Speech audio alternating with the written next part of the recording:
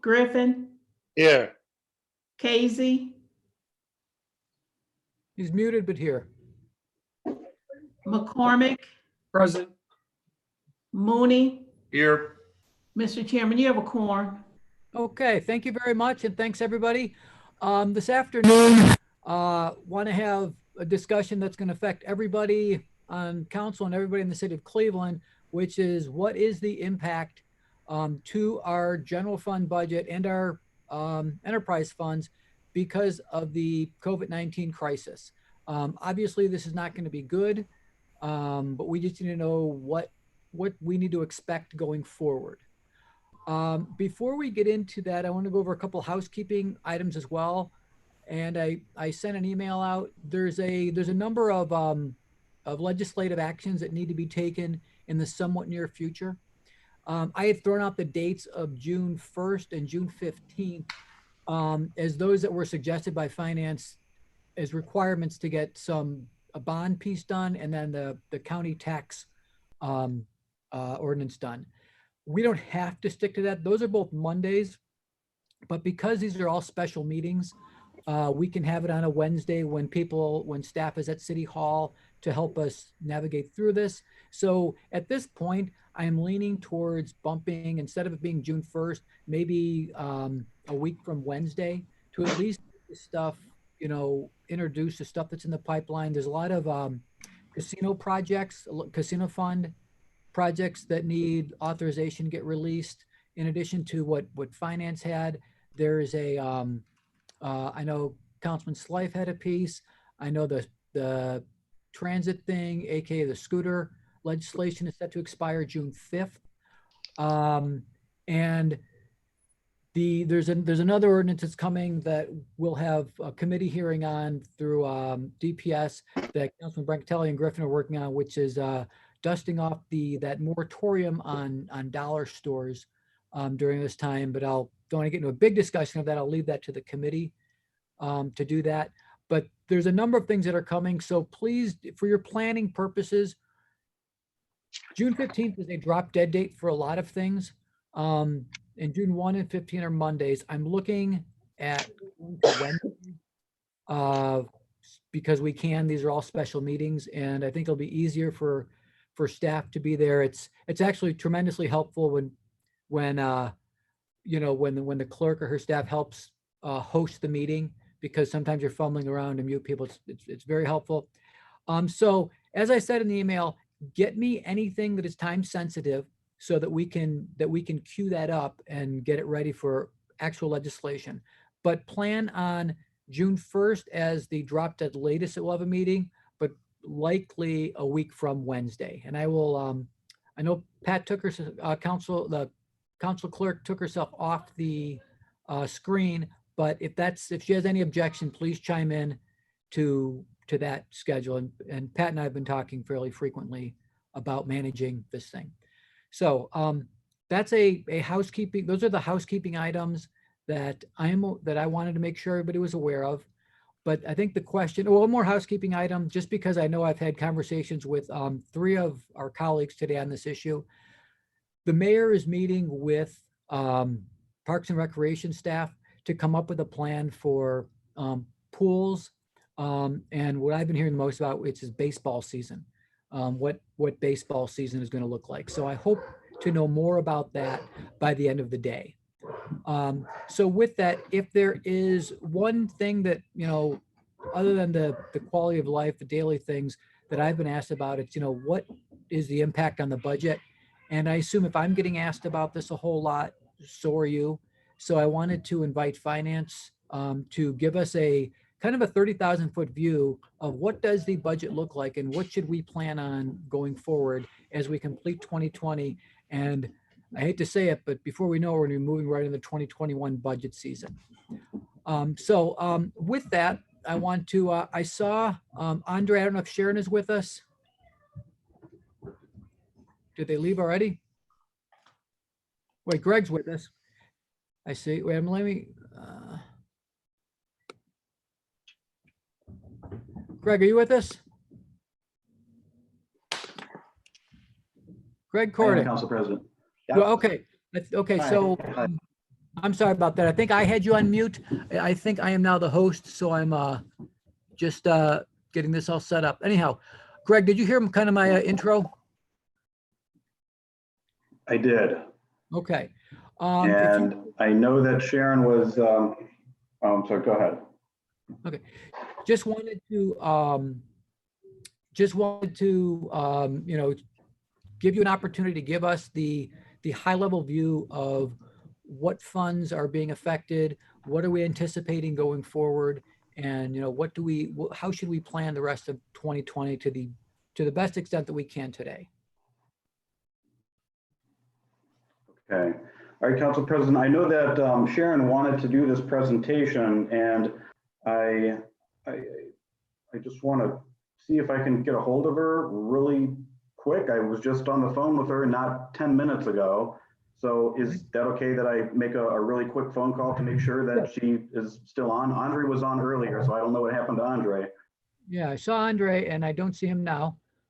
Yeah, if you could make a call and then so we can get into it. It's 2:07.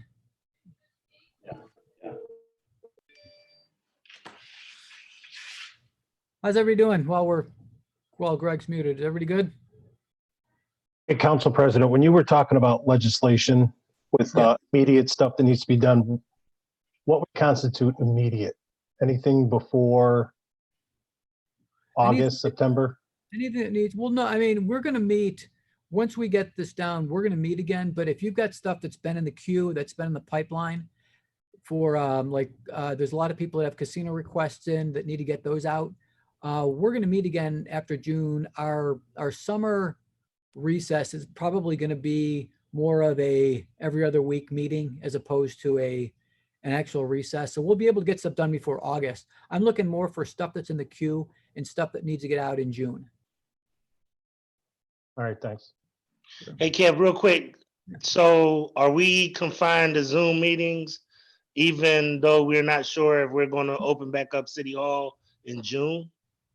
I am operating under the assumption that we will have to use this forum until we're instructed further. So I'm kind of trying to, I'm planning on just Zoom meetings, but if we're able to meet in person, that's always my preference, as long as we observe all the recommendations from all the health related recommendations.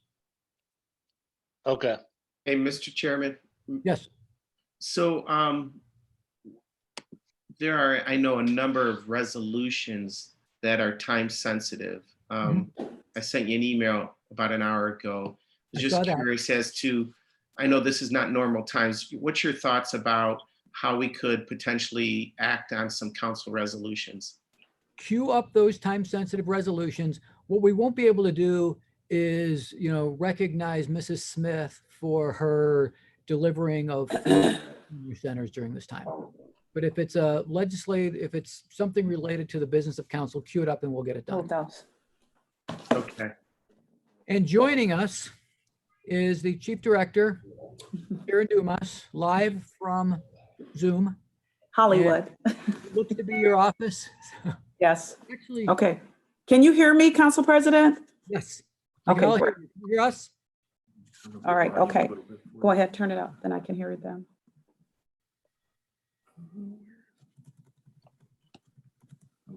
Okay.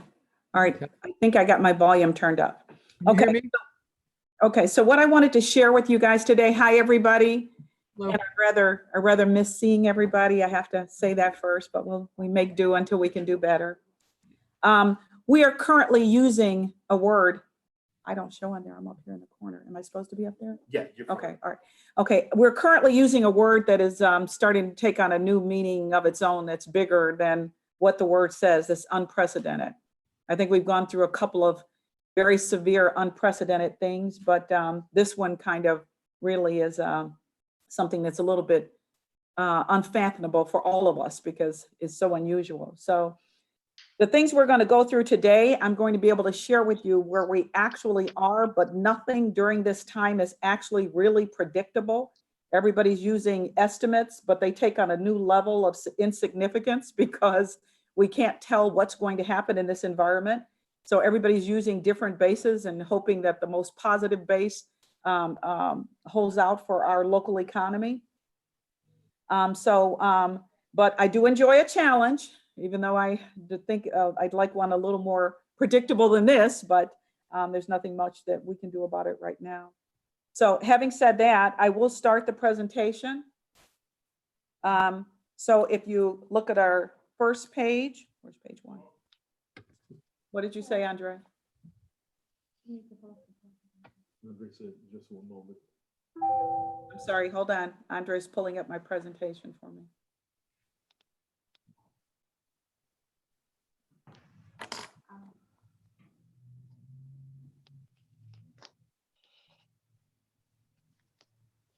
Wait a minute. What does that say? Admit? Someone is in the waiting room. Is that Andre? Admit.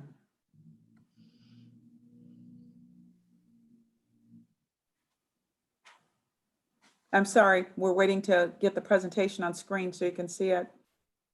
Okay. Be careful who you admit. Oh, I don't know. I'm hoping that was Andre that I admitted. Okay, yeah, I usually leave that to the clerk because It's much easier. It's much easier when they're standing at the door. You can just say, no, you can't come in, but Right. this is a little different, so.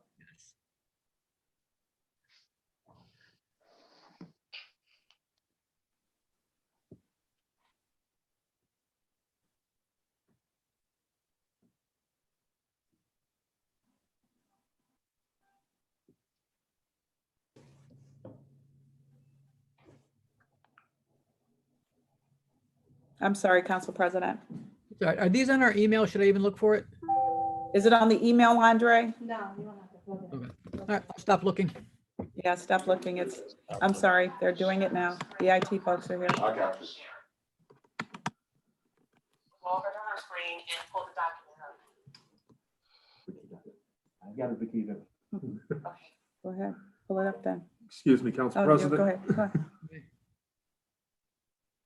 Y'all look awfully close. We're getting there. Okay.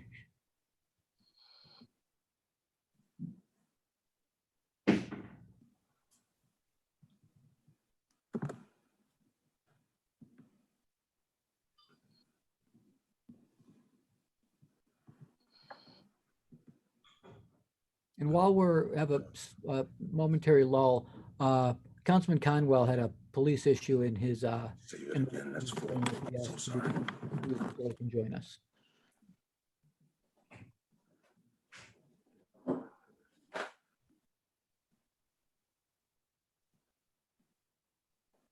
I'm going to start to read a little bit, and then by the time hopefully I get to the page of numbers, they will have this up. So what I gave you basically at the beginning of this presentation is kind of an update and a status on where we are with this COVID-19 pandemic. As you're aware, the World Health Organization declared a COVID-19 as a pandemic of international concern. On March 9th, the governor of Ohio declared a state of emergency in Executive Order 2020-01, D like David. On March 17th, Dr. Amy Acton, the director of the Ohio Department of Health, issued a mass gathering order which prohibited any event that brings together more than 50 or more persons in a single room or space. They may have currently been amended to 10. On March 22nd, Dr. Atkins issued the order that all persons stay at home unless engaged in essential work or activity. And that, of course, is the order that impacted most our local economy.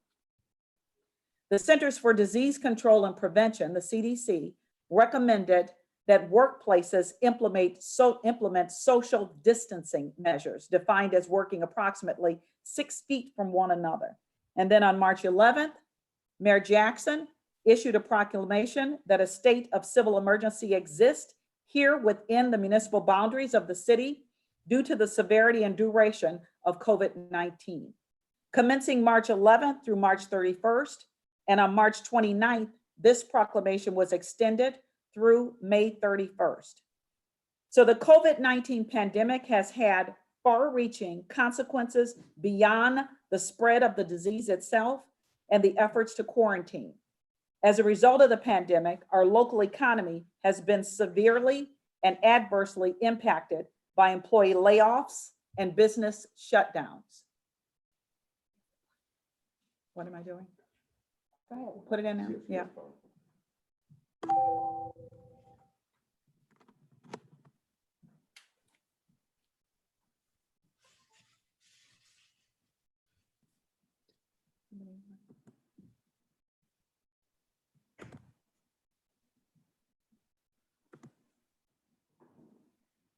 The last one. Yeah.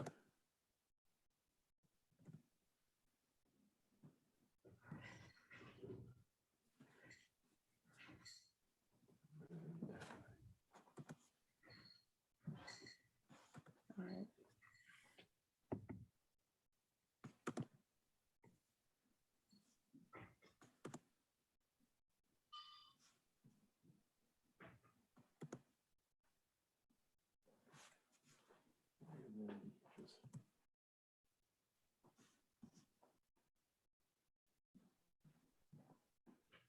Pretty fancy.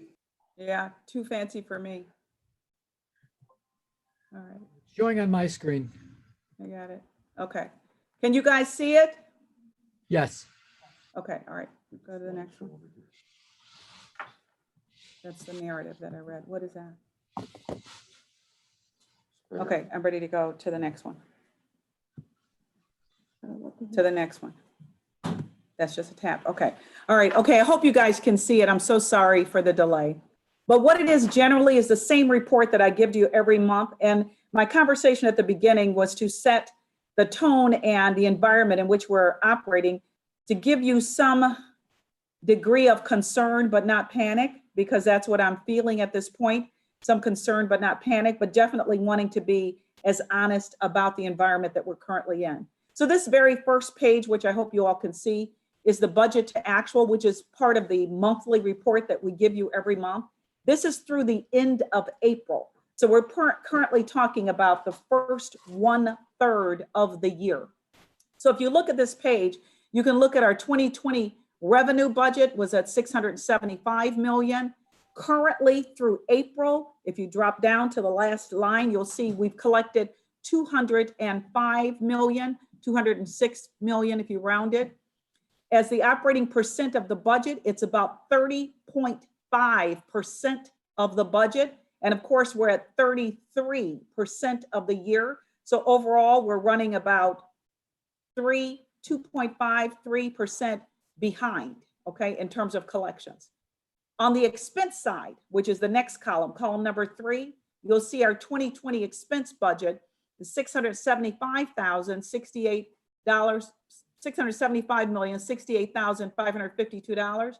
We currently are expending at a rate through the end of April at $200,810,000, which is about 29.7% on the expenditure side. So again, we're at 33.5 of the year. The way that we try to handle any deficit that we're seeing through this period of time is either to increase our revenues or decrease our spending. And so you can see that we have decreased our spending in order to compensate. The variance is approximately $5 million to the good. Tap. Okay. This financial overview on the next page is really just around our healthcare expense. You guys will recall that we are now self-insured and we pay our own claims. So this is just a point in time through April 30th, and we're actually running very close to what we projected, which just means that we don't have a lot of additional claims through the month of April. So we're managing our healthcare expense that way. Now this is covering up some numbers over here with their pictures, but. Okay. All right, our unencumbered cash, okay, you can see that as we start at the beginning of the year in the general fund, which is column number 1, we started with $43,801,554. Currently at the end of April, we have $49,043,415. Water, you can see started at 199 million. They're currently at 197 at the end of April. WPC started at 23 million, 486. And they again are ending at April 21,372,000. All you guys know that unencumbered cash is what we have not yet allocated. So it's your unappropriated balance at this point. CPP, 26,495,000, now currently at 29,524,000. And port control, 80,368,000 at the beginning of the year. And at the end of April, 71,712,000. Our overtime report, again, which we share with you guys by pay period every month, same format as this report, can show you the trending as it relates to police, fire, EMS, waste collection, and streets. These are individual numbers for each pay period.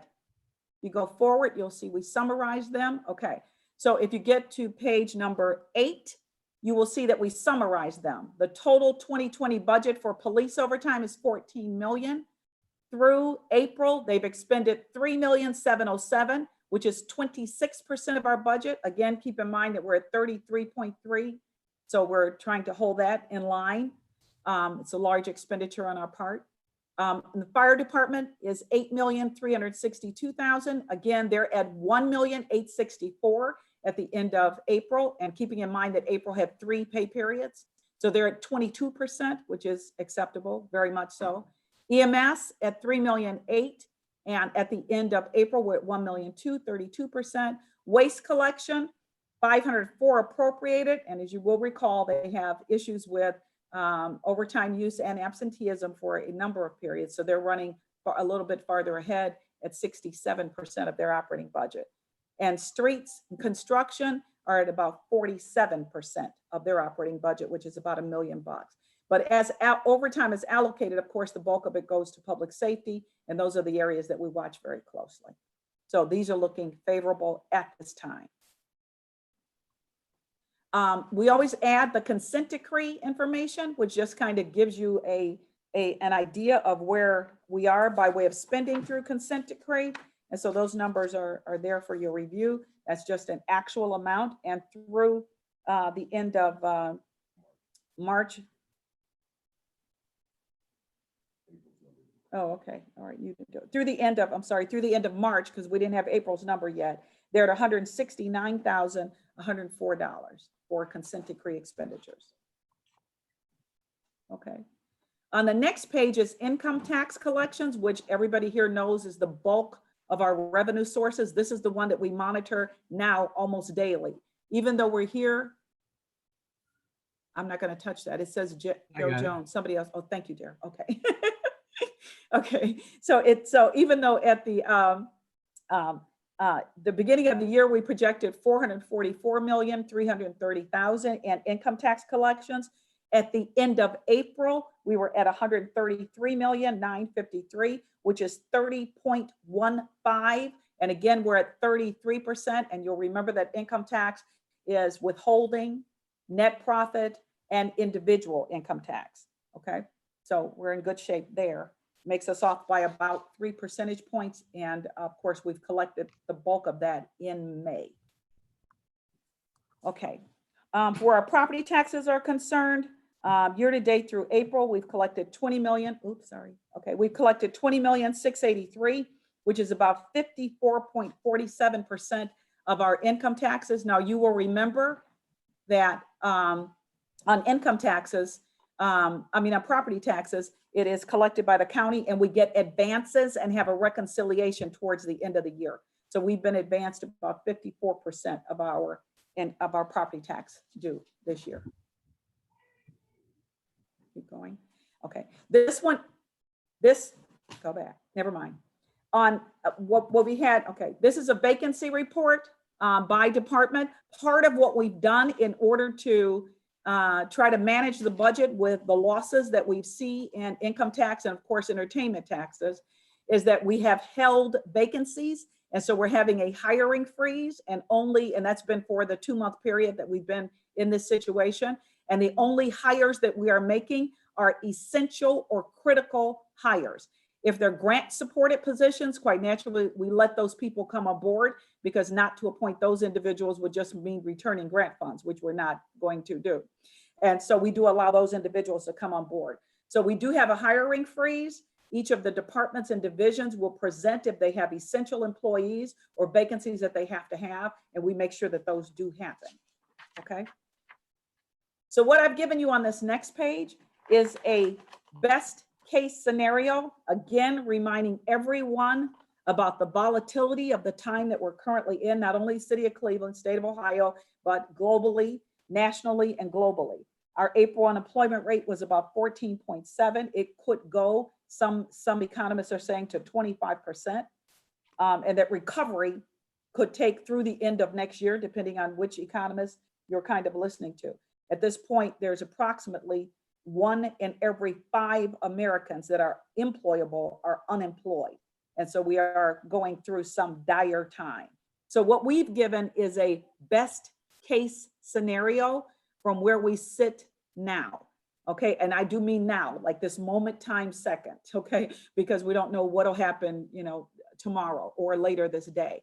So again, if you look at our total revenues, our 2020 budget, we projected $675,738,000. Our actual close as of April is about $205,883,000, which is around our 30-some% mark. Our best case scenario, and I gave you on the bottom of this page the factors that we use to come to this scenario. So I'll talk about those for a minute, but our best case projection for year end will be $595,328,953. And for that revenue projection, again, without a solid platform to estimate on, we've used what we believe are the appropriate budget line decreases on a monthly basis. So we have our actuals through the end of April, which actually put us about 2.5% below where income taxes are. So for May, we used a 25% decline. The reason being that this pandemic started in March. So the amount of money that you collect in April reflects March activity, as all of you guys know. So all the tax consequences from March operations come into payment to the city in April. April is the first full month of all of the imposed stay-at-home, business shutdowns, layoffs. It's the first full month. So April will show, in our opinion, a significant decline. And given that the governor now is opening some businesses at a kind of tested basis, I guess, a slower basis, we expect that there'll be some positive incline, hopefully, some positive incline starting in May, which will be reported in June. So the month of May's collection of taxes will reflect April activity, and April activity is at the height of everything being closed. So we used a 25% decline in May. For June, we used 15% in this best case scenario. July and August, we used 10%. September 5, because we're optimistic, and we're hoping that October through December, that there's no decrease from our baseline. Now, a lot of this is based on the composition of your income tax base, right? So we know that we are a healthcare mecca. We are an education mecca. Okay, so we have some, what we hope will continue to be stable influences in our income tax collection. And so I wanted to make that point in the best case scenario. And then of course, you go to line 2, we start to talk about our expenditures. We budgeted $675,068,000. As of today, or as of the end of April, we have $200,810,000 that we've expended. We are saying the best case scenario for expenditures will be $639,944. Okay, we base the expenditures on our continued hiring freeze, and that hiring freeze is based on full staffing for uniformed personnel, and full-time permanent, not uniformed, is based on an 86% staffing rate. Our current staffing rate at the end of March was 84%. Okay, so we're expecting still to hold kind of non-essential positions until we get through this.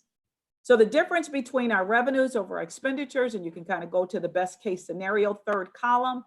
If we take in $595,328,953 and we expend $639,944,582, we are expecting a deficit of $44,615,629. We have a beginning cash position of $43,801,554.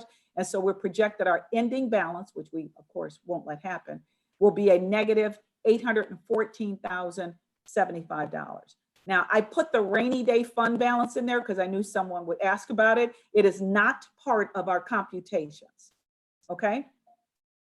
So the next slide, I did best first because that's kind of how I am. The next slide is our worst case scenario.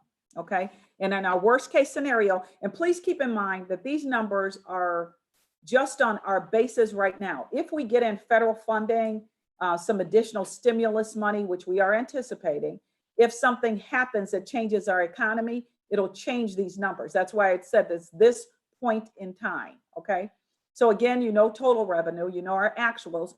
Our worst case scenario is that we take in on a revenue basis, $577,387,093. We expend at the same level, $639,944,582. And the difference between the two will be $62,557,489. Our beginning balance is $43 million.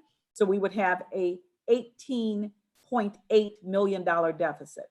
Now, keep in mind, of course, that I'm not going to let that get to that level. We will do things that will require whatever reductions are necessary much before we reach that level. But I wanted to share a worst case scenario.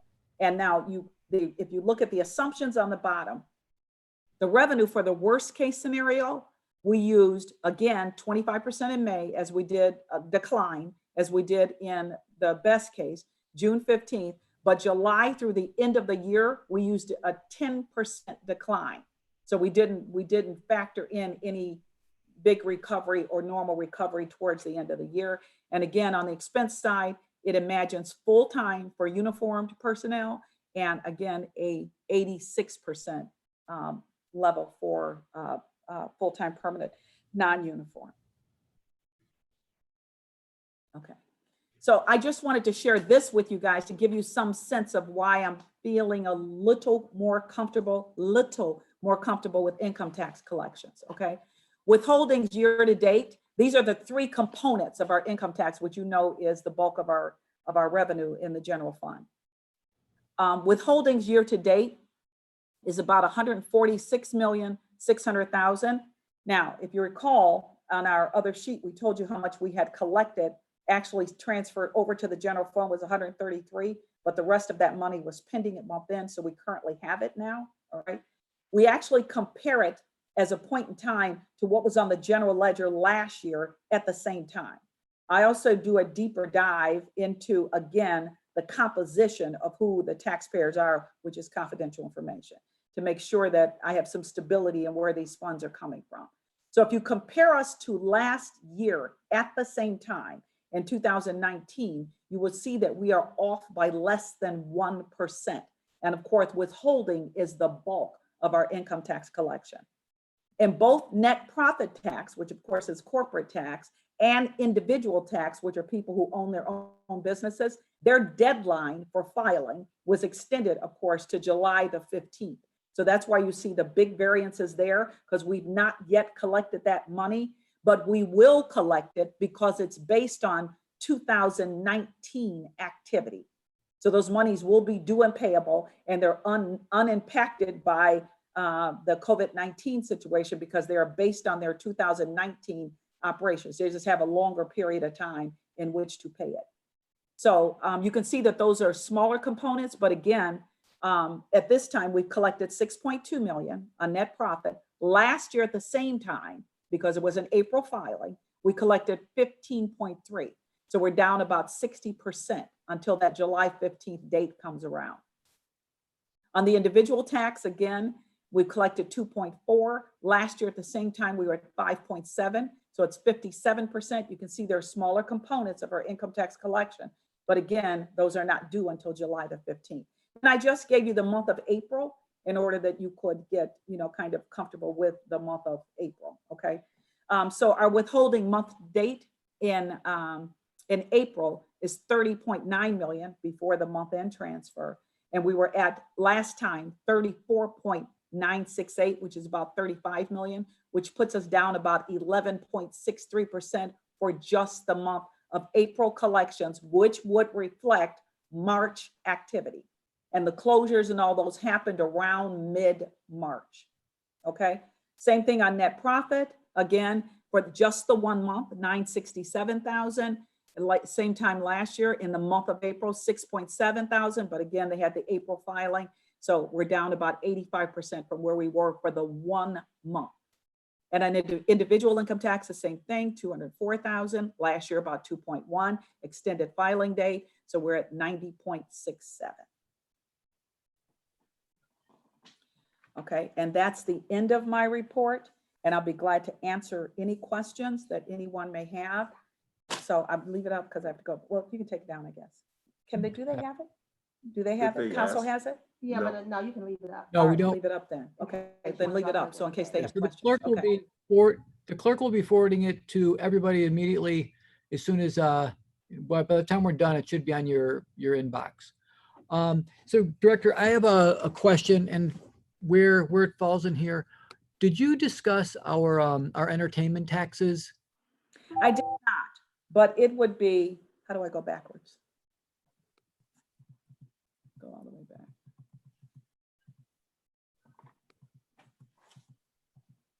Okay, stop. Go up right there. Okay, it's of course part of our budget to actual income. We projected over the course of 2020, a total of about $40 million in our entertainment taxes. Now, all the cancellation of all the events and the sporting events and the concerts and all of that. But at the end of April, we were at approximately 31% on our entertainment tax. We projected for admission tax, which is our local tax, parking tax, hotel tax, and rental cars, which is the motor vehicle lesser tax, a total of about $40 million. We've collected through the end of April, approximately $11 million, which is, significant, not significantly lower than the third, but we do anticipate some decline through the rest of the year in our projections, and those are reflected in our projections. Are we expecting, Director, any recovery, or do we have to wait to see what baseball is going to do, what football is going to do? Are we forecasting in any way what the total loss might be? We are forecasting what the total loss may be, and we're basing that on kind of no recovery in those areas, okay? So we projected at the beginning of the year, if you combine those four categories, we projected 40,830,000. We've collected in those four categories 11.7, but for our annual projection, which is in our scenarios, we put for an annual basis, we would get 26.1. So we did not, Council President, project that any of the events will come back or that baseball will start on time or any of that. We took the losses in our current environment and just kind of moved them forward. So we went from 40.8 million to 26.1 in entertainment taxes. So we're anticipating a $15 million loss. That is correct. Okay. And then a couple other questions on the presentation. The 3% came up a lot. When we looked at overtime, I noticed that waste collection and street maintenance were much higher than the safety forces. Right. Is that due to call offs, or what do we think accounts for those two areas having the increase? If you look back over some of your annual reporting in previous years, you will see that those two areas did come in significantly over budget. We still took them back to budget in anticipation of their having what you just said, less call-offs, and less of a mandate for overtime. But you are correct. The staffing level does have a significant call-off rate, which then institutes overtime. But in fairness to them, historically, they have come in higher than that. We kept them at a low level to kind of incentivize them to come in at budget. But both of those operations do come in higher generally than what we have budgeted over the last 3 years. Okay, so that's nothing that's nothing in 2020 that raises any alarms at this point, nothing. No, Okay. not at all. No, they are always significantly over that budgeted amount. And at some point, we do need to raise the budgeted amount because it's not acting as an inducement or an incentive to come in at that amount. Right. And then question on the slide regarding our unencumbered cash. Yes. How is it like, how are we increasing in, like, how is CPP's unencumbered cash increasing when we've been suspending shutoffs and we've been reconnecting people? And the same with, so CPP's up, general fund is up a little bit. Right. How does that happen in this environment? Okay. The only way that unencumbered cash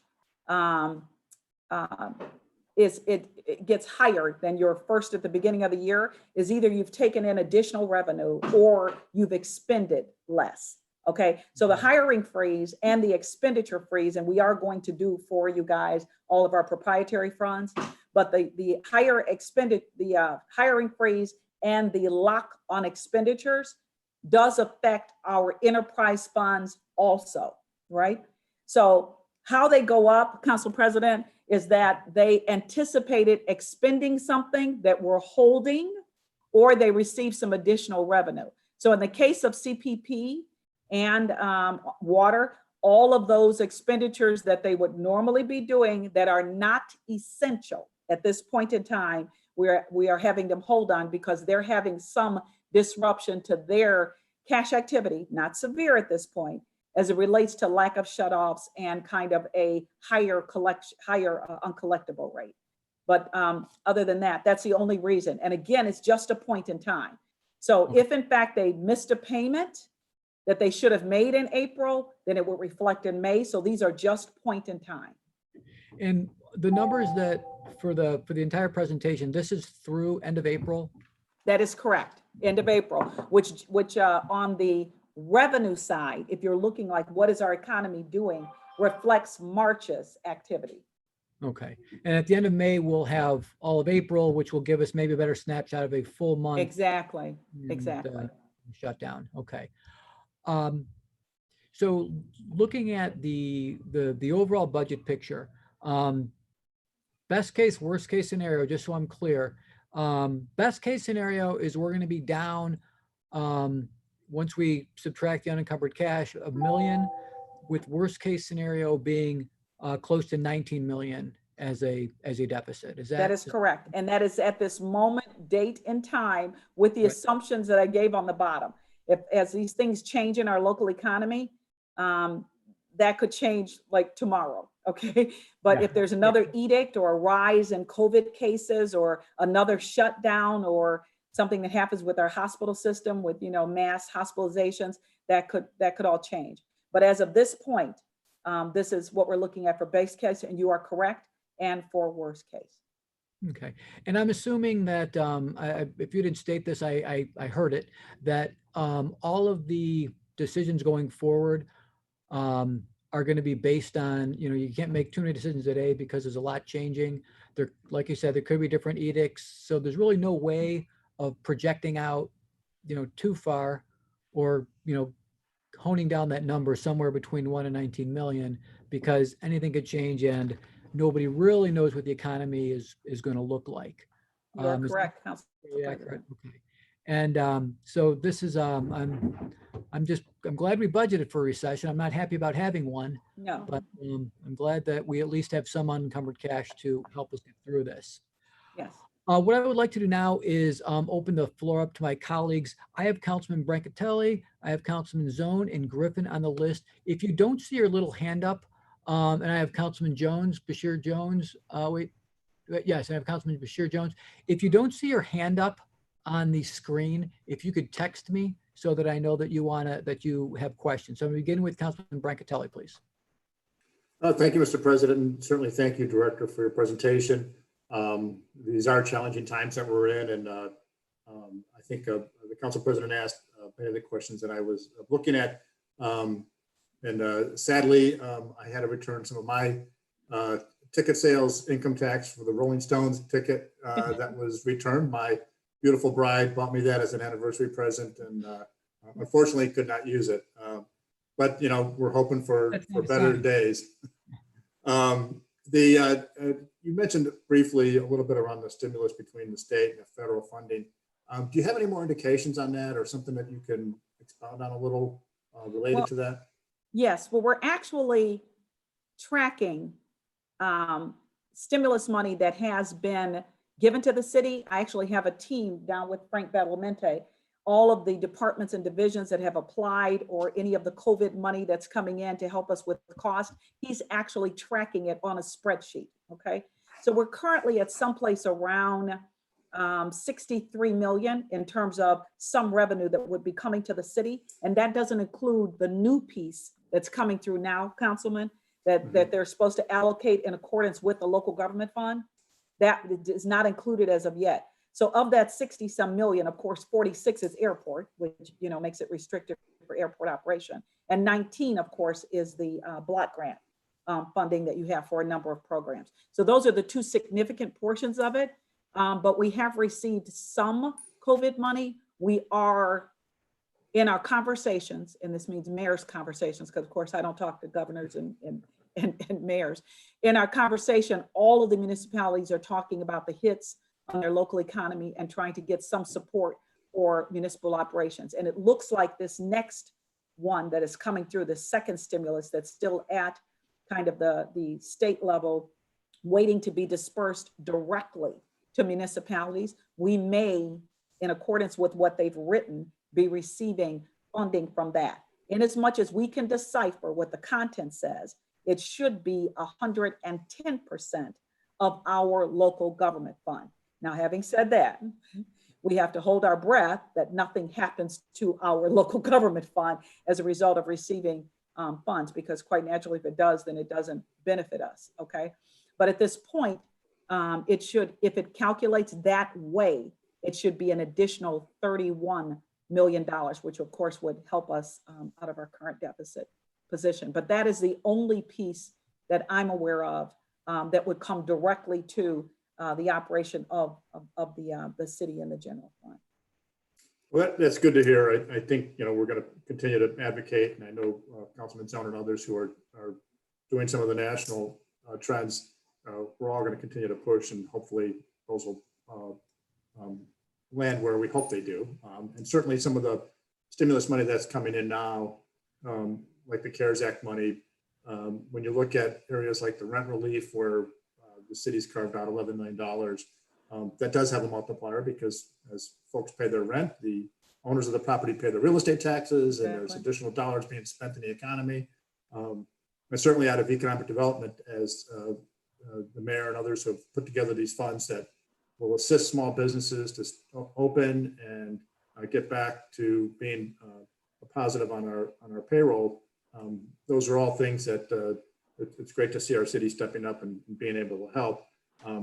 Which brings me a little bit to staffing, and I know we're only open 10 hours a week right now, and I really do want to commend your department and others for cramming a lot of work in a short period of time, especially when you're doing all these new contracts from the stimulus and the stuff you do day to day that people, you know, you don't think about things like birth certificates and death certificates, but you're still finding out a lot of those in a very short window. Are there considerations about opening City Hall a little longer with employees only, now that we're getting into the swing of testing and still keeping safe distancing?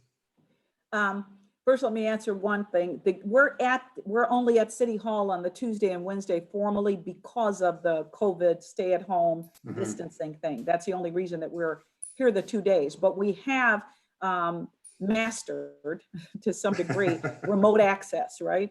And so most of our employees that are at home are working from home. So that's why we're able to do a week's worth of work, because they Oh, are right. accessing our systems and working from home. So where contracts are concerned, the law department is still pushing out contracts from home. And the same thing with each one of the departments. And so we are able to work from home and then still have the same accomplishments. Now, having said that, we do have some areas where there's some need to directly impact our financial infrastructure. And we have to figure that out by way of the social distancing, like EMS billing. Okay, those areas where people were very close and very tight, building and housing.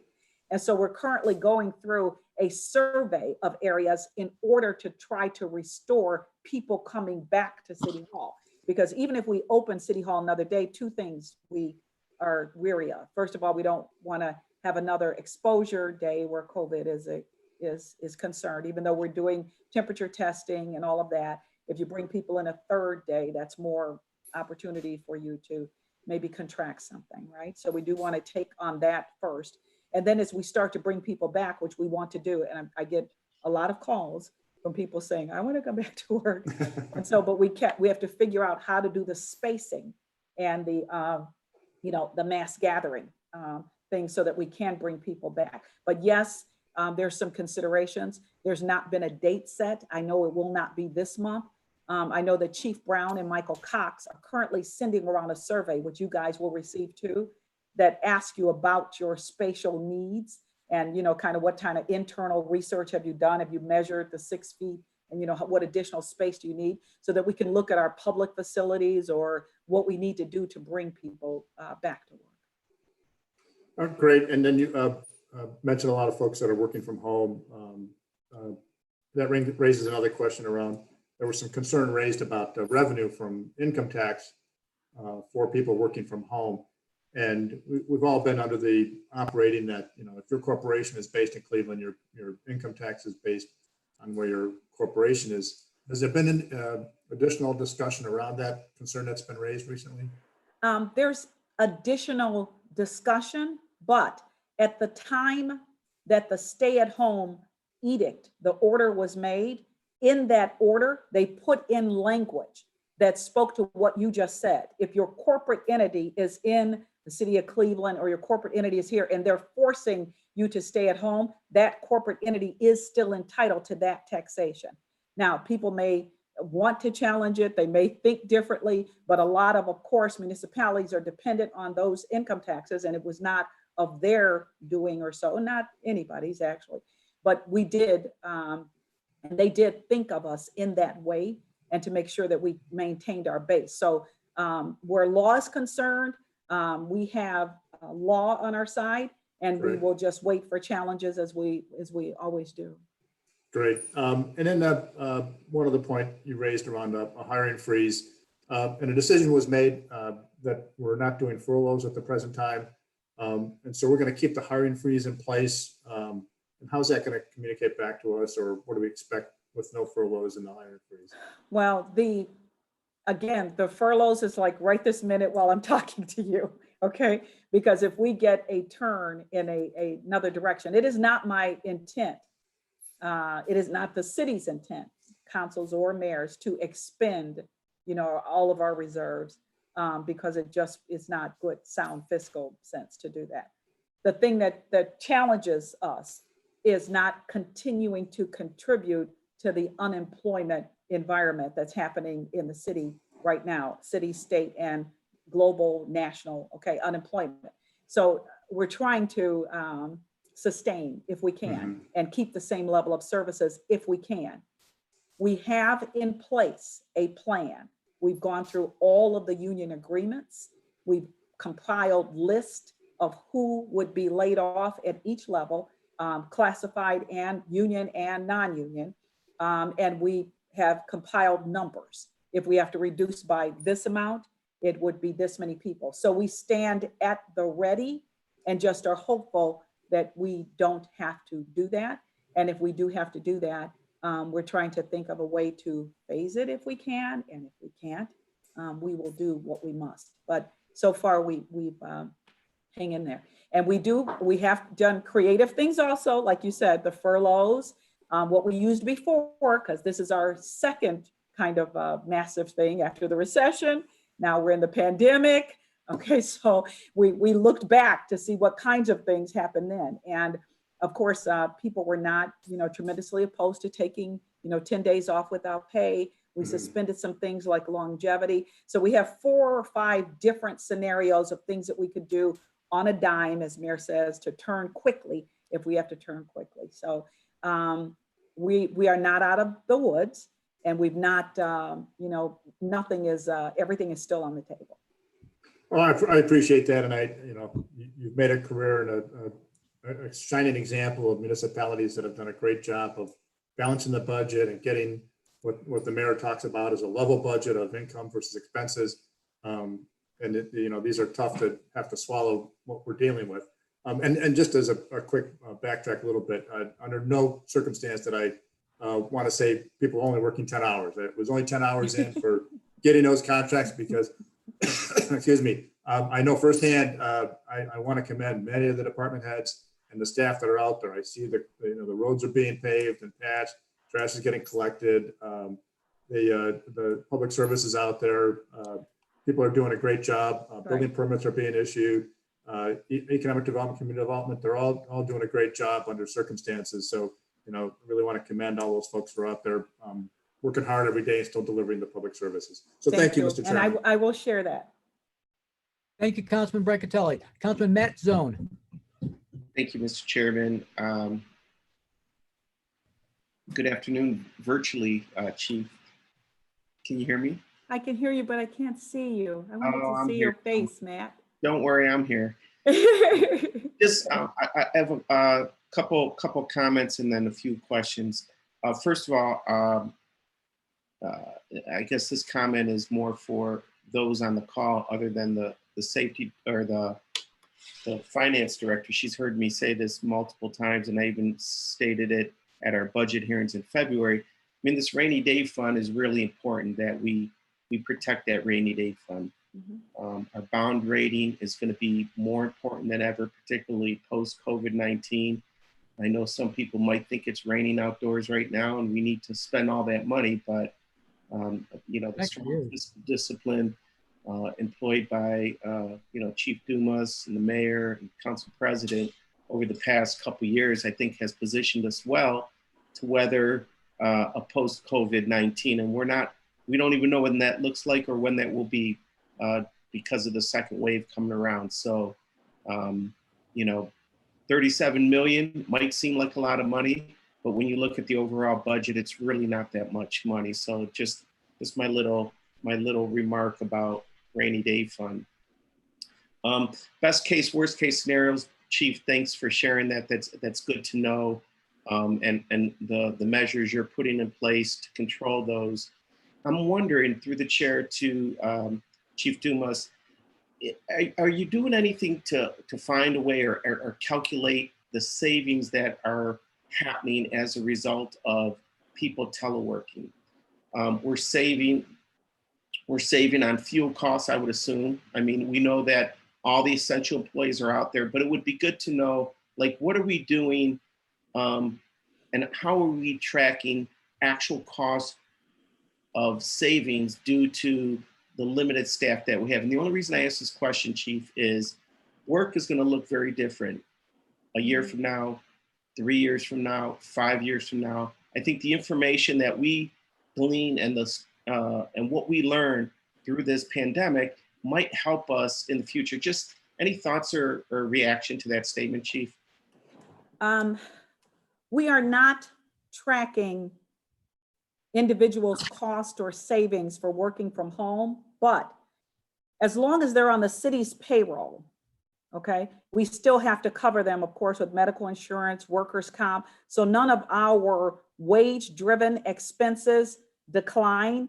The thing that I monitor most closely is any incurring of overtime, okay? Because I figure if you're home working, you're not working 25 hours in one day. So I'm not going to hear that. So we do monitor that. So if there is some savings, Councilman, it's around overtime, which if they were physically in the building, they might be working more. But at home, we pretty much hold them to 8 hours unless we know they're in the field working.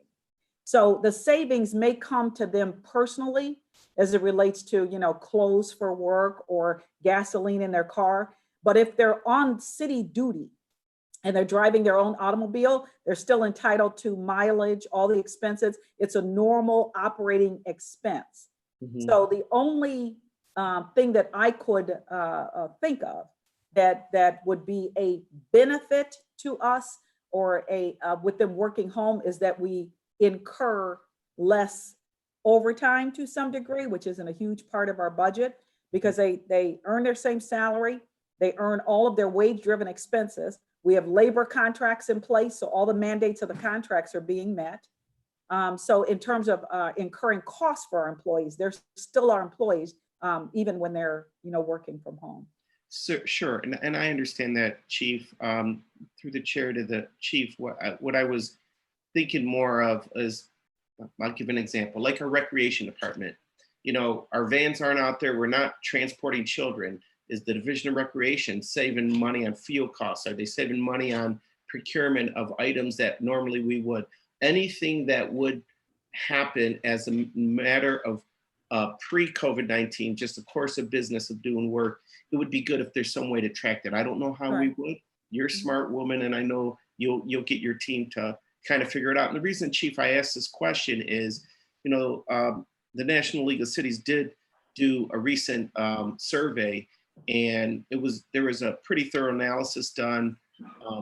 Over 500 cities contributed to it. We're looking at cities are going to be facing upwards of over $360 billion shortfall over the next 3 years. Right. $360 billion. You're going to have many municipalities. They're going to be struggling. Some that are going to be in financial distress, maybe state receivership. And it would be good, again, to track where we are saving, because I do believe, even though we have nearly 8,000 employees now, maybe the workforce of the future is 2,000 of them are teleworking in the future. I don't know, just something to ponder and think about. Maybe no need to kind of respond to that, Chief, but it's something that I'd be curious in pursuing later with you. Okay. Through the chair to the chief, the waste collection, the 67%, the overtime, you said that was mainly attributable just to people calling in sick, or what? Well, it's what I was sharing with the council president is that it is not as adverse a number as it appears on the sheet. If you look back over all the reporting for the last 2 or 3 years, their overtime runs really a little over $1 million, like $1.2 million. We keep them at budget as an incentive to try to get them to get to budget. Okay? I agree. And so it is all of the things in both of those areas, not streets as much, but in waste collection, it is a function of staffing levels. It's a conversation that's been, going on for a number of years. On the historic basis, though, they're spending at kind of the same rate that they've been expending over the last 3 years. Through the chair to the chief, or maybe I'll direct this question to the chair and to Chief Dumas. A number of us council people, particularly those who have vibrant commercial corridors and are thinking about it as businesses restart, that how do we create more space, more physical space for people to patronize businesses, particularly restaurants. And there's been a strong desire. I want to give a shout out to our colleague, Councilman Kerry McCormick, who I know is very passionate about this, but his office, my office, and a number of us have received many inquiries around a uniform policy where we could turn over part of our right-of-way to open it up to allow appropriate physical spacing and distance, which would support these small businesses, which we know nearly 50% of them probably aren't coming back post-COVID. I'm curious as to, is there a working group internally in the administration working on a policy? And if there is, Mr. Chairman, I'd encourage that there be 1 or 2 council people who could lend a unique neighborhood perspective. So I would direct that question to the chief, and then I'd be curious to hear, Mr. Chairman, your thoughts. There is a working group, and that working group is being led by Chief Brown, Michael Cox, and Director McGrath. There is and I believe a transportation person. I believe city planning's in it also. Because I think the issues around expanding sidewalks have to do with, transportation, safety. And so they are doing a working group. And I would have to defer that conversation to that group, and they are developing a policy. So I'm going to say that Chief Darnell Brown is probably the best central person. And I know that he has talked to the requesters, which I think were, as you said, Councilman McCormick, and there may have been one other council person that requested it. But they're looking at it from the standpoint of all of the mandates of COVID-19, how to space these outdoor seatings, and also health, safety issues and transportation issues, and then along with economic development. So I do believe that Ebersol is part of the group also, but I will refer your inquiry to Chief Brown. I did want to tell you one thing though, Councilman Zona. I'm not going to keep you guys on here long. I did want you to know, when you were talking about saving, we are incurring a lot of cost associated with COVID-19, all the way from the sanitizers to having the building sanitized, very large contracts, hand sanitizers, masks, protective gear for all of our safety forces, the installation of plexiglass in some of our waste trucks and trucks where people have to be 2 people in the truck and can't be 6 feet apart. So we are incurring some COVID-related emergency costs that are pretty substantial. And so I wanted to, while you were talking about saving money, and I believe what you said is correct, that there will be some working from home just because of the spacing requirement and the new, what will be, everybody's calling the new normal. But we are incurring a lot of additional costs in trying to contain spread of COVID and to protect our employees. We are incurring a great deal of additional cost. Great. Mr. Chairman, anything you want to add to that? Yeah, I think, if there's something where council needs to participate in that, I assume there's gonna be traffic engineering issues as well. Yes. But my take on this is it shouldn't be like that big a deal. It's like either we're gonna do it or not. We're gonna identify the streets where we can, and let's just kind of get it done during this time. But to the extent that council can be helpful, I'd like to have a designee. But this is just something we either do or we don't do, and let's do it quickly and execute. Well, Council President, I will have Darnell Brown reach out to you. I believe that they recognize the timing. I mean, we're in the season right now. And so I believe their policy force is happening quickly. And I believe Collier told me at our last operating meeting that they would have a policy by next week. And I think what they did was and I don't want to talk about the districts, but I'll have those guys reach out to you. Okay, thank you. Okay, all right. Just one final question, Mr. Chairman, now I'm done. Through the chair to the chief, I just want you to be aware of this. There is a new road that's supposed to be happening in our ward, and it's already funded. Funding was provided by ODOT several years ago. And I was told that the RFP was being held up right now because of COVID.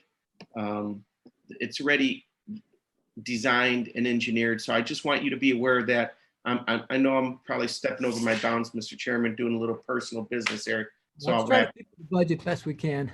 No, what street is it?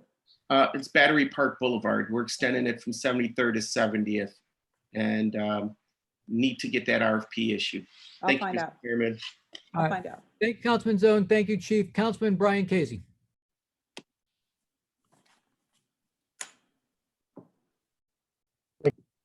Mr. Chairman. Again, I also had the question on the waste, but I'm glad that the director has answered that. Can I interrupt you for 1 question. second? Can I interrupt you for 1 quick second? Director Dumas, I got a message. Is it possible to take the presentation down and put up as needed? And everybody should have it on your email by now. just so we can see everybody. on the Sure, screen. I would, yeah. Can you do that? Yeah. Okay, I'm sorry, Councilman, please continue. To Director, from the Chairman to Director Dumas, have we heard from Thank you. Housing Court or Cleveland Municipal Court or the Clerk of Courts as to their budget related issues, or are they having any? Are they on budget? As I do with city council, I reach out to the courts, and as they have historically, they follow kind of our lead. They come to us for guidance and ask about things, you know, they are also on a hiring freeze because it's a citywide hiring freeze. And so if they have essential individuals, they come and, you know, we say yes or we say no. We keep them in the loop about losses of revenues because, you know, if we have to cut, it will be across the board. So they actually have been performing in terms of their own collection of revenues, like fines and forfeitures. I believe they're at 30-some%. So they're not way behind on their revenues. And of course, we've held up expenditures on our end. Yeah, we projected like 10.9 million for them. They're at 3.370. So that's at the end of April. So that's 31%. So they're not running behind, and they are abiding by our hiring freeze.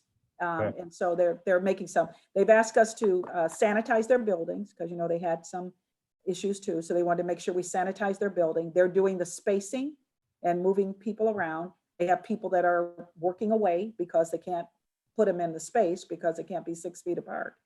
But they're on the same page that we're on. All right, and then just since you mentioned the sanitizing, it just came to me.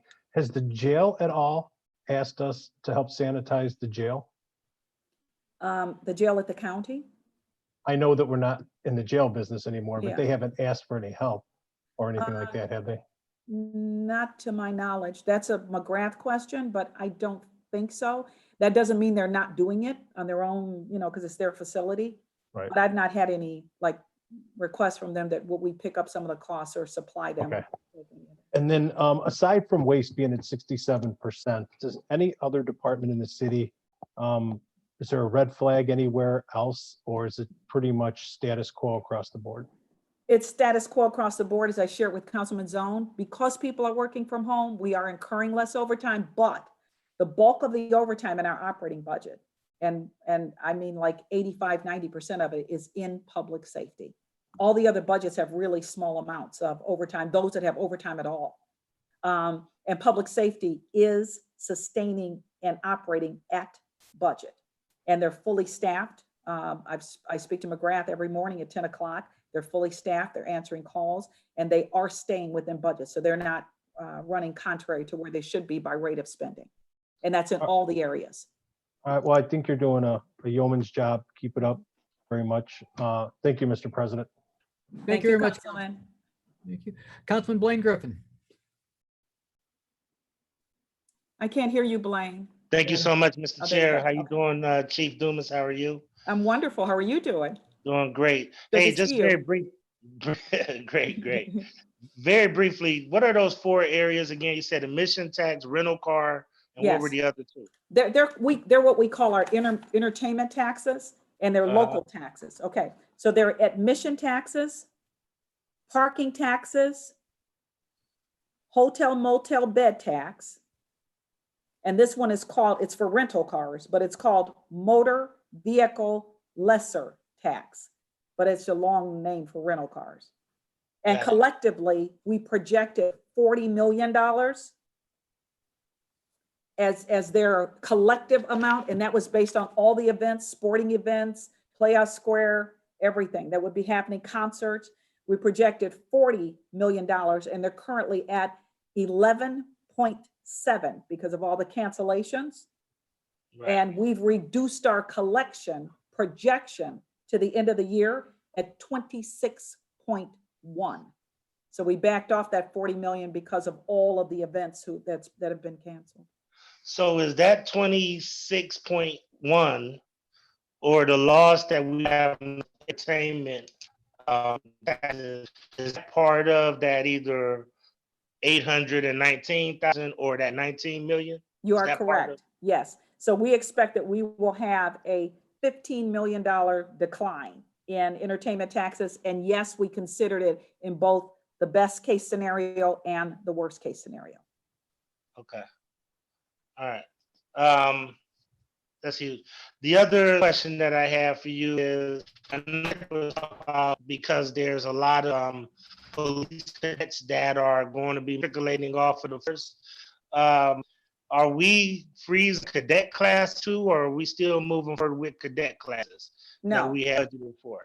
the projections that we're using allow for uniform personnel at 100% and other personnel, full-time permanent, at about 86%. And we're currently at 84% of hiring. So no, we would not, at this point in time, we would not be freezing any hiring in any of the uniformed personnel, police, fire, EMS, none of the uniformed ones. So all of those classes that we anticipated this year for fire and division police move on. Yes, they would go forward. The classes would go forward. All right, great. Emergency work and capital funds. Where are those dollars coming from to do that 10 million, and where are those coming from? Where are we doing that? Okay, tell me that again, Blaine. I didn't get emergency capital The fund? emergency working capital, yeah, the funds that economic development are giving out to small businesses. Okay, those would be out of economic development. They're not part of our general fund operating budget. That and that $1 million with, you're talking about the $10,000 loans. Director Yes. Ebersol is actually taking that from his own programs out of economic development. So, So he's moving money around that is already budgeted for his department. that's correct, but it's not out of the general fund. It's out of his operating dollars for economic development. Whether it be program income, like Okay. people repaying their loans, or Tony might know better than me. Yeah, on that point, yeah, those were HUD $108 and other dollars that we already had fund balances for that weren't encumbered yet, that we're now encumbering for these emergencies, as well as some of the COVID dollars that came in. Gotcha. So we're not using any of these dollars to supplement for those. No. All right. Okay. Last but not least, special event. There's still a lot of large, big ticket events that are going on. Has the city made a decision on some of those large events that are scheduled to take place? I know you have through June. What about July and August? We're getting asked a lot of those questions. I think just like the state of Ohio, Blaine, I think we're taking it, with as much guidance as we can from the state of Ohio. And then, of course, Mayor will weigh, what's reasonable for us, like, reopening of rec centers or events. I know that they have canceled some and delayed some. I know some senior events have been delayed. I know that they're currently looking at, I would say probably up through September or so. So they may be looking at the air show, and the people that are making those decisions are working directly, providing mayor with information. And that would be safety, health, and public works or special events. And they kind of give the environment and the probability along with the guidance from the state of Ohio to make those decisions. So there's nothing across the board that says the city is canceling everything for the rest of the year. I think they're trying to stage it maybe in 3 or 4 month increments to see what happens with COVID related illnesses and any spike in those kinds of gatherings. The reason I had a question is a couple of reasons, a few reasons. One is, of course, you always want to think about to these events, like when I'm at something in Little Italy, Feast of the Assumption or something, is a huge economic generator, not just for the city, but for a lot of small businesses. Right. And really trying to make sure that we have, we understand what kind of guidance we're giving them. And then last but not least, I know a lot of us as council people have special events, and we have that one big special event. If that's my special event and it's not going to move forward, then I need to be able to work with the administration, figure out what our fallback plan is, and Right. or if it's something that we need to look at, or that just be good to have guidance. Right. And I'm sure that will happen, Councilman. Our number one priority in this entire operation during this period is, of course, the health and safety of not only our employees, but our citizens also. And the cancellations are around the spread of the COVID-19 and the health and safety of our citizens. And so I think as numbers start to trend in the right direction, or the state of Ohio gets a sense, or we get a national sense that this is turning a corner, some of those decisions will be, will be made. But yes, I believe that you could work with the administration in that if your event was early in the year, that, as we are prayerful that things will happen better towards the end of the year, they could probably work with you on something. All right. Last but not least, Council President, Mr. Chair, is just want to look at the commitment that we have. We got to, I think, Council, there's a lot of commitment to construction projects, a lot of commitments to roads and other type of initiatives that the city is supporting. All of those still in play, or will any of those be suspended, or all those projects moving forward? To my knowledge, we've not canceled any projects, and we've not changed any level of service. If we change a process or a procedure, we actually reach out to council to notify you that there's been a change, and we kind of, you understand why, and we tell you why there's been a change. There's not been cancellation of construction projects or cancellation of road projects. We're moving forward on our general obligation bonds for our normal construction. So to my knowledge, none of those things have been impacted. And as one of the council people said, you do see people still working and doing street repairs and doing things externally. So what we're trying to do is to keep them safe through so maybe different practices, like the 6 feet and the gloves or mask, or the plexiglass, but services are going forward as planned. All right, and on the C team, I think you guys are doing great. Okay. Thank you, Councilman. Thank you. Councilwoman Phyllis Cleveland.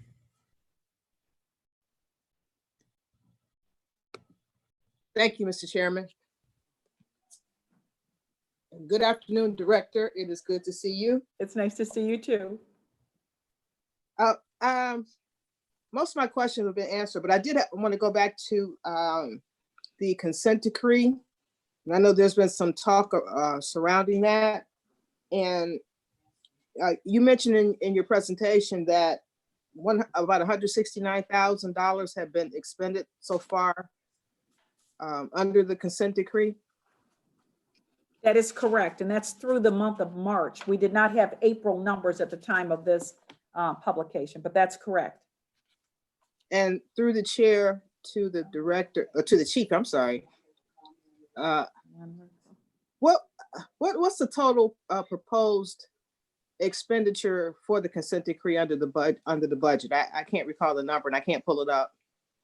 I believe, and Councilman Casey's on here so he can help me. I believe it's 4.4 million over a 5-year period. Okay, through the chair to the chief, under your way of presenting, can you determine how far above or below we are based on the year to date? Right. We actually, I believe it began in October, and we actually work with them each year to say how much are you going to expend, and then we project out. So they are not on target to over expend. They are on target to come in at budget or under. Okay, and thank you. To the chief, no, we do have an actual agreement with the Department of Justice, so we're obligated to this like we would be under any other contractual obligation. Mr. Chair, the Councilwoman, that is correct. We are. As we near the end of the 5-year period, there will be an evaluation by the court that will determine if we've met the mandates in a substantial way and if we need to extend that time for compliance. And I believe they're undergoing those conversations now. Okay, thank you, Chief. And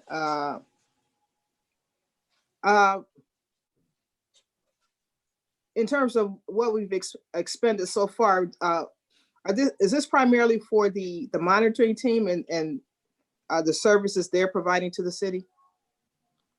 Yes, yes, Councilwoman, it's for the monitoring team. Okay, all right. All right. Well,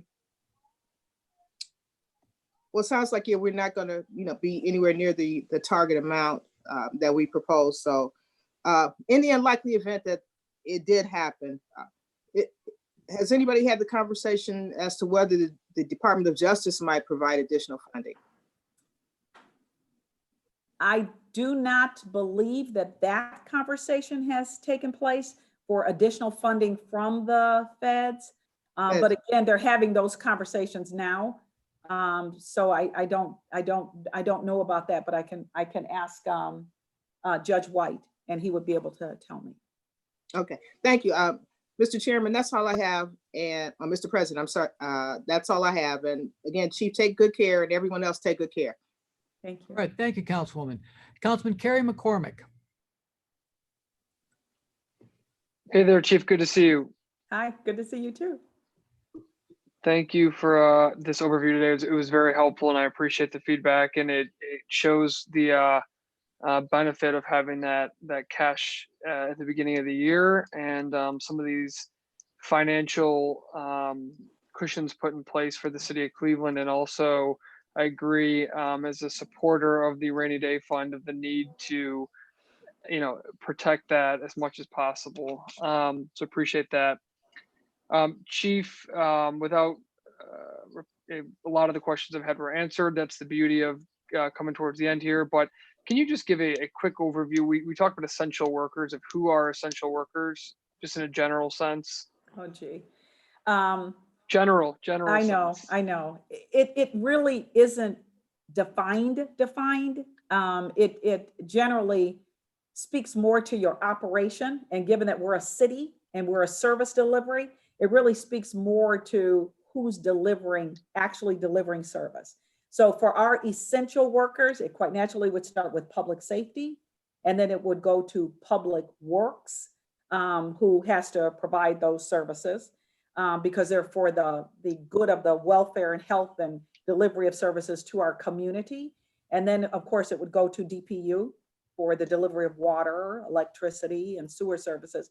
All the support people, including finance and law, we're kind of second tier in terms of being very, very essential. Because we're service delivery, it's those individuals first, 100%, and then the rest of us in some proportionate share. Thank you. And specifically on the essential workers, I think about the waste collection, and we look at the overtime number, but I mean, looking at it from a different perspective, every time I see the folks picking up our garbage on Fridays here in Ohio City, I think about their interaction with every single home on their route. So are we confident that we have the appropriate amount of PPE and gear for them to remain safe? How is that happening right now? So as I was sharing with Councilman Zone, we have bought a huge proportionate share for a size of our entity of PPE. And it generally comes from the department with a request or a mandate from the state of Ohio. As it relates to like the mask, we ordered a lot of masks so that people are coming in, the thermometers, so we can take the temperature. So we follow kind of the guidance of state of Ohio and our local, health organizations like the clinic. But if they need additional gear or things for additional protection, it comes directly from the department. So we'll hear from EMS that they need plastic shields or they need something additional, and then we order that. Hand sanitizer, we have a contract for sanitizing buildings and vehicles. And so they change their processes so that they can sanitize vehicles. Some of them have been reconfigured so that there's like a shield in back of ones.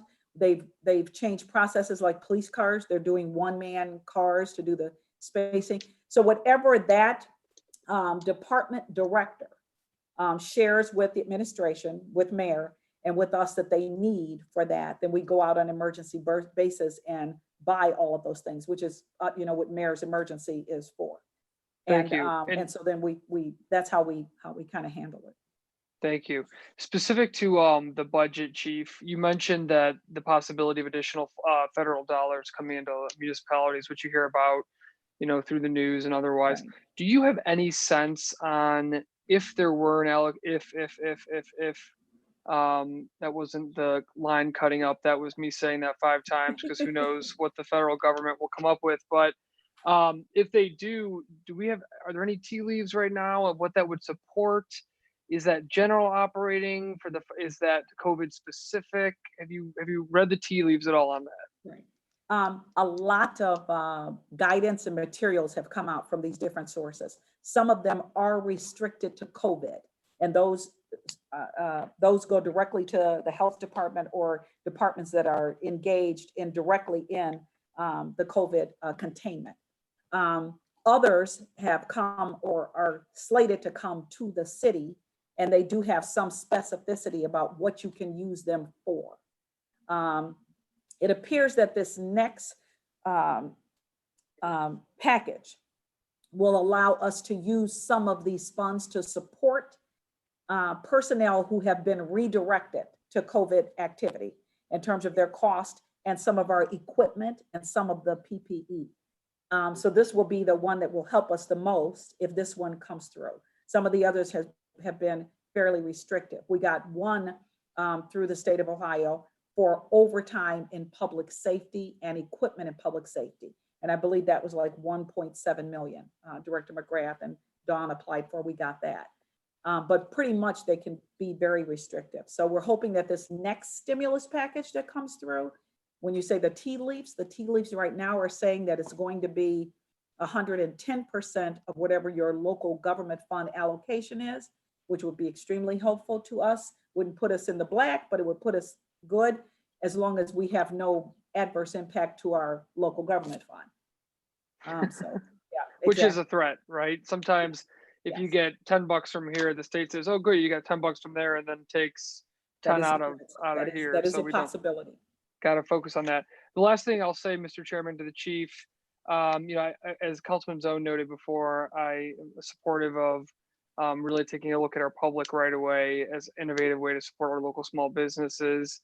And again, Councilman Zone did a good job digging into that, so I won't dig in too much. But on that same thread, or maybe a parallel track, and this is just more something to chat with Director Gordon or Chief McGrath, but working with the state to enforce the social distancing issues at some of our patios. I've seen the pictures that were in the news and otherwise of just jam-packed patios, which quite frankly shocked me. And, obviously the way to get another big wave when we talk about it from a financial perspective is things like that. I forget what they call them, the mega spreader events or whatever they call them. So I just encourage you, if you could check in with the health director and the safety director on how we are coordinating with the state to ensure that as we open, and the whole point of talking about the street is to be able to do it safely from a social distancing perspective. So just wanted to express that concern from some of the media reports and other photos that I saw from the past weekend and such. Thank you, Mr. Chairman. Thank you very much, Councilman McCormick. Councilman Slife? Just very briefly, Mr. Chair, and I joined late, so if this was already discussed, tell me to watch the video on YouTube. I know that there have been, I've seen some conversations in the media about arguments that people who are working remote that wouldn't live in Cleveland, maybe about getting rebates on their local income tax. It seems like that issue's quieted down in Columbus, but I wanted to know if that's, I assume it's something we're following, and just wanted to know if you have any, if we're reading the tea leaves, I'd kind of like to read the tea leaves on that as well, since that would obviously have very severe implications to our budget. Yeah, we discussed it earlier, but Director Dumas, why don't you give us the recap? So, so when the stay-at-home order was put in place or being contemplated, mayors who spoke to the governor had language put in that stay-at-home order that says that the taxes are due where you normally work. And so where law is concerned, Councilman, we have the strength of law on our side during this. And if we get a challenge, we'll deal with it at that time. Thank you. Is that all? Yes. Okay, that was short. Okay, so if there's nothing else for the good of the order, want to thank everybody for their attendance today. And as I said at the beginning of the meeting, for those of you that may have come in a little bit late, plan on a council meeting where we vote on things and we kind of unstick a lot of things. You know, Councilman Slaff, I got your email. We'll get that one in the queue as well. Any legislation that needs to get passed, we're gonna have a meeting no later than June 1. But I'm shooting for a week from Wednesday since we don't have to have them on Mondays.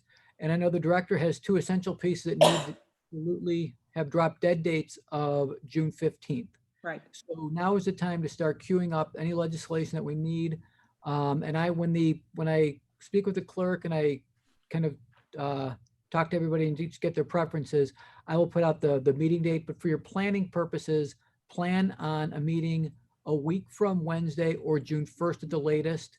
And then again, we have a drop dead date of June 15th, but we may schedule that one for the previous Wednesday as well. So if there is nothing else for the good of the order, I will. Mr. Chair? Attendance. And Mr. Chair? yes. Real quick, just a reminder, we do have a Development Planning Sustainability Committee meeting tomorrow. We're going to get an update on recycling and our locations for recycling, as well as some legislation. So just want to remind folks. Thank you. Thank you, Councilman Mooney. Just a quick question. Has anybody heard, is the city gonna start bulk in June, or is there any sense of that? Because that's the #1 thing I get. Or is it just still up in the air? If anybody knows. Chief Dumas. Most that I know, Councilman Kelly, if you know more, the most I know is that it's suspended for May.